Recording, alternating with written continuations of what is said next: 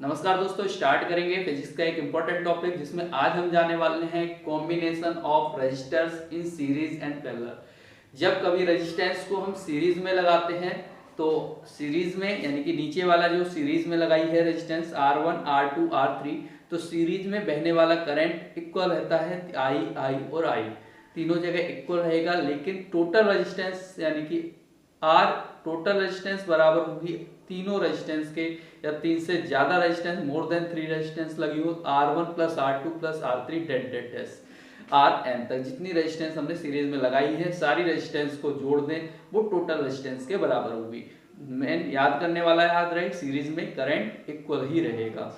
यदि हम रेजिस्टेंस को पैरेलल में अरेंजमेंट करते हैं तो I वाला जो करंट आ रहा था वो डिवाइड हो जाएगा I1 I2 I3 में, और जो सीरीज पैरेलल में लगी रेजिस्टेंस R1 R2 R3 है वो R1 R2 R3 का कॉम्बिनेशन यानी टोटल रेजिस्टेंस निकालना है तो 1/R इक्विवेलेंट, इक्वी मतलब ये इक्विवेलेंट RT लिख सकते हैं यहाँ पर। तो 1/R यानी कि टोटल रेजिस्टेंस बराबर होगा 1/R1 plus 1/R2 plus 1/1/Rm।